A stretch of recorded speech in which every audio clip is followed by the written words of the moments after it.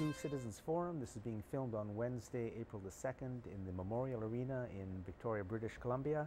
I'd like to start by thanking our volunteer crew and the Shaw staff that makes it all happen. The first part of Citizens Forum is always the Walter and Jack show, so away we go. Walter, it has been a very bad week for the planet and people, the people of BC. You almost feel like Churchill, right? We'll fight on the beaches, we'll fight on the landing fields, because we're being just under. Yeah, and it's so funny because we'd like to talk about positive things too, but you know, every time I've come in the last several weeks particularly, it always seemed like, wow, boy, a lot happened last week. You know, like, is this the world seems to be spinning a little faster these days. So it's up to us. We cannot count, unfortunately, as far as I can see, on any of the politicians, because, you know, and I understand their points of view, because if any politician dared to stand up for the kinds of things that I think most people want, they'd be destroyed either by their party elite, or, and I'm talking in any party, or the media. So I understand why the politicians can't do anything, but if we could build up a power base, and when I say we, I just mean the people of Canada, the people of British Columbia, to support some politicians, maybe they'd start to do something on our behalf. I think so. I mean, let's face it, there's a lot of politicians that could have a little more courage, you know. Well, a little bit more, but on the Bob Simpson had courage. Sure. Bob Simpson was an NDP MLA here in British Columbia, I think one of the best in the province. He had courage. He was first kicked out of the NDP, and he continued as an MLA. He sat as an independent, and in the next election, which was the election just passed, the NDP ran, I guess, a strong candidate against him, split the vote, and the Liberal won. So that's the extent that all the parties, the big part, that's the way they play the game. They have an agenda that has nothing to do. So, you know, there's a courageous MLA, and there's lots, they are there, but they know what's going to happen to them. Well, okay, right. I mean, just a little bit of leadership. Come on, give us a little bit, and that's all. But I know what you mean. Right. If there's not a groundswell, I've heard it many times from whenever I've gone to make appeals to our elected representatives, and they'd say, well, you know, if there was more concern about this, we'd be more apt to do something about it. But you're the only one. Are they crazy about it? If there was more concern? You know, that's what they tell me. Okay? I know, but they know there's concern and they don't do anything. That's the problem. They know there's, I mean, so this past week, under cover of darkness and many other things, Christy Clark changed the BC Parks Act. And it seems that under the new changes, they can build pipelines through our parks, they can build roads through our parks. Basically, the parks are open. The parks have taken a big hit. And this is only the next step. I mean, after that, they'll make more changes, but that's what happened this week. Well, the parks are saying yes to jobs and building an economy. That's what they want. But I mean, no public. The public was kept completely in the dark, not only by the Liberals, but where was the NDP and where was the media? Yeah, well, they're not getting coverage if they are criticizing. The Elections Act was changed last week. I think we might have mentioned it, but you know, now municipal elections are going to be held every 4 years. No, that happened? Yeah. Wasn't it changed? I thought it was changed. They're talking about it. That's as far as I'd go. They're talking about it. Okay, I may be wrong on that. I hope I'm wrong on it. Yeah, I hope. I mean, if the people of BC want to elect our city politicians for 4 years instead of 3, then we should do that. But for Christy Clark to do it, is just undemocratic. There's no discussion going on. It's just, you know, it's much worse than undemocratic, but that's not a 4-letter word. And, you know, of course, the things that are happening in the Ukraine, if you want to add some of the bad stuff, and which looks more and more like, you ever seen the movie Wag the Dog? It was about how these No. these PR firms invented a crisis. They invented a country, I think, and then they made the crisis, and it was all to distract the public from a real story or something Well, really I think happening. Ukraine is a real story. I mean, there's lots of people involved, and there's important things happening. But the story we're being told in our media is certainly not the real story. That's, to me, that's the problem. Well, they were depicting it like the Russian soldiers were invading Crimea and stuff like that, and they were desperately looking for any casualties. Of course, there wasn't any, but there weren't any guns fired. You know, I saw something. But they're desperately trying to make it into a huge story, Jack. I'm not saying it's not a story, but it's just you have to wonder exactly what's going on when Stephen Harper's bringing democracy to the Ukraine. Okay, and John Baird and all that crowd. Oh, I do wonder. Something's up. I mean, I really wonder. So I know the story we're being told. Here, this is something I got. Oh, he writes for Zed Magazine, The Independent. He writes for Counterpunch. His name is Andy Piasczyk. I'll just read the first paragraph of what he says here. He's talking about the Ukraine right now and what's going on. The U.S. is imposing sanctions on Russia. And so is Canada, of course. I mean, what a pathetic joke. As the United States imposes sanctions on Russia and moves to do likewise to Venezuela, it's essential to keep in mind which country it is that's the most destructive and dangerous in the world today. When this question is posed in international polls in recent decades, the answer overwhelmingly is the United States. So when they do international polling and ask which country is the most dangerous and destructive in the world, people around the world say it's the United States. I'd agree. It's interesting that these polls are never mentioned here. Not Iran, not North Korea, not Syria, Cuba, Venezuela, not Russia, or any of the many other nations the ruling class and corporate media here regularly demonize, but the United States. So that's what we're up against. Well, they're part and parcel of the whole production. The corporate media, academia,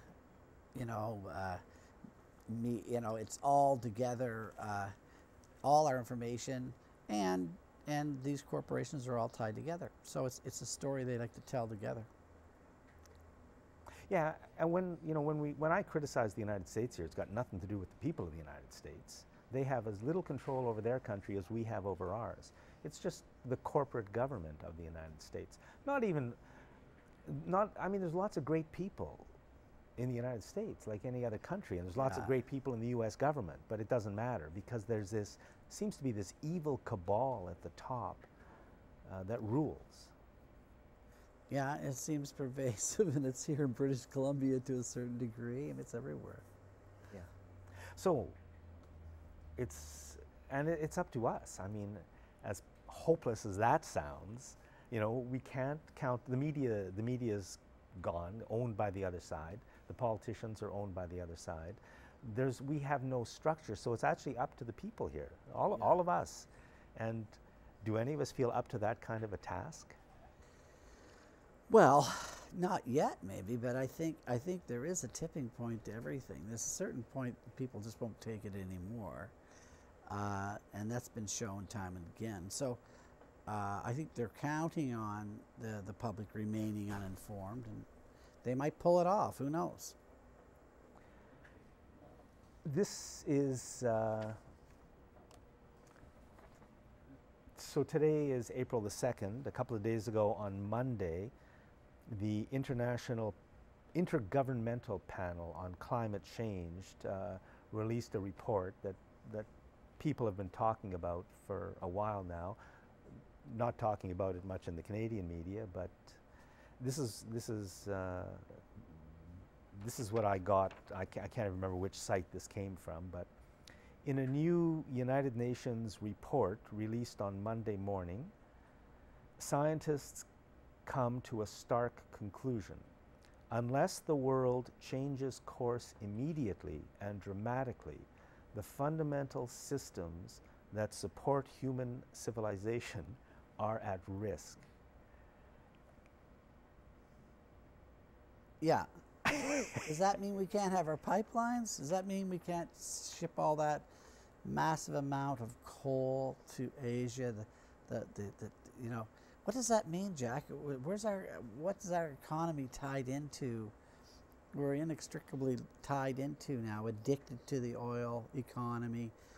Harper and his boys are every day making sure that we're The going day to, after this or the day before this, Christy Clark was off to Ottawa to push her crazed LNG project. I mean, yeah. It's just pathetic what the government of this province is doing, but unless the world changes course immediately and dramatically, the fundamental systems that support human civilization are at risk. So we've got to change. I mean, everything has to change, and it's got to, I mean, it's already too late in many ways, but we've still got to start. Well, you know, Al Gore, you know, he had said something like it was a moral, or our moral imperative, or our ethical thing, that we should protect the planet, but I don't agree with him. I mean, if you read that, that's science there, scientists talking. Do you want to survive, or do you want to die? Do you want to just, it's not just a moral, ethical question anymore. It's like, you know, are you going to stand in the middle of the road and let the car run over you? Or are you going to step aside? Are you going to do something? You know, we're in a crisis that just pretty overrides all ideologies and all presumptions of what we're up to. It's a survival issue. It's pretty simple. And in order to survive, you have to do certain things, and you got to direct your economy, you know, in a proper way for long-range change.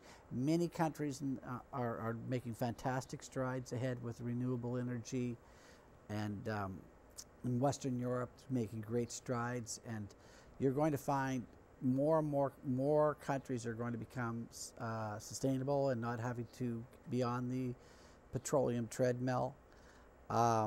So, I mean, there's great things happening at the same time. It's just that these guys, that the oil people, they just will, you know, they'll make every cent they can out of the market until it collapses. Basically, that's all they're there for. And so Canada has become, in many respects, one of the worst countries in the world. You know, when you're on the list like protecting the environment or child poverty, you know, among the richer nations. These kinds of issues, we're now at the bottom. So it's up to us. We have to overthrow our governments and bring in democracy. I honestly don't know what else we can do, because our governments have left us behind. They've gone to work for the very corporations that, as you just said, are basically destroying everything. So the governments are gone, the media is gone. It's just up to us. And really, it is, as you say, it's a survival issue. We can't just continue to do what we're doing. Yeah. Because, I mean, people love their children. They don't want their children to die. They don't want their families to die. They don't want themselves to die. It's pretty really, simple. That's what it's up to now. It's at that level of danger. Yeah, and I think if we sort of put a lot of other things aside, I know myself personally, in the last few years, I've worked a lot more with what would be traditionally thought of as conservatives or libertarians, or even liberals. You know, I always saw myself as being somewhat of a left-winger, not so much so anymore. I mean, it's kind of desert over there right now with the people who are occupying. Yeah, but I think everybody would find that. Yeah. You know, we have a lot, I mean, we have to have a lot in common, because this way of working, which is all antagonistic, we're all doing, it's all about, you know, the individual. I mean, that's the corporate line, because really it's all about the corporation. Yeah. We can't do that anymore, because it is the road. Well, yeah, that's the thing, was we had very few differences. I was very surprised how few differences I had when it came right down to it. And these divisions, I think, are artificial for the most part. You know, most people want the same thing worldwide. We all want peace. Who doesn't want to have peace? Who doesn't want to have a healthy environment? You know, who doesn't want to have a future for the planet? I mean, what's so hard to work out here?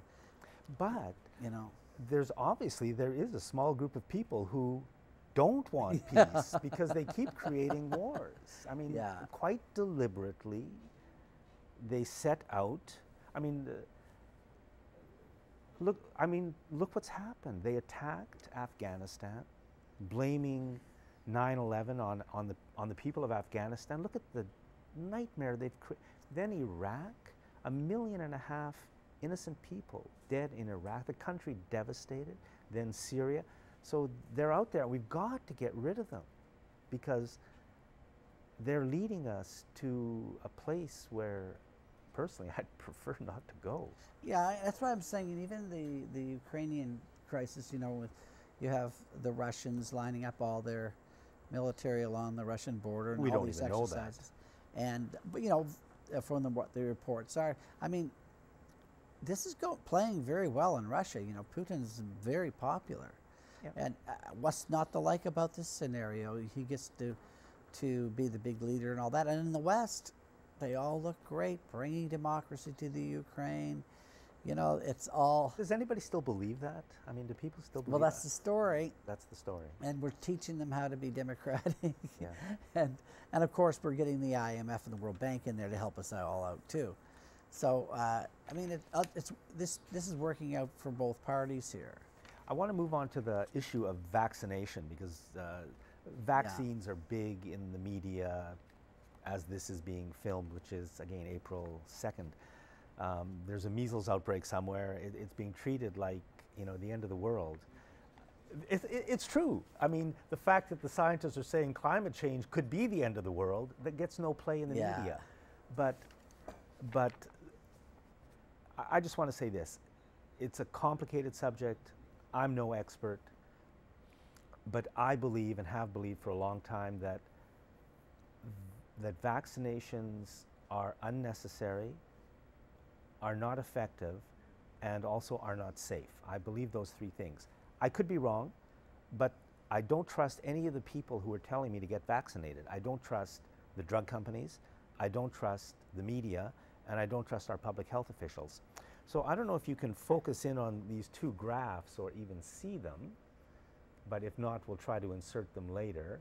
It's just two graphs. The top one, you can see the line is going down, and you can see the line is going down. Okay. The top one is for measles, and the bottom one is for whooping cough. And basically, it's a line that goes down for both of them. And in both cases, after the vaccine is introduced, there's no change. It was already down to virtually nothing. We're talking here about deaths per 100,000.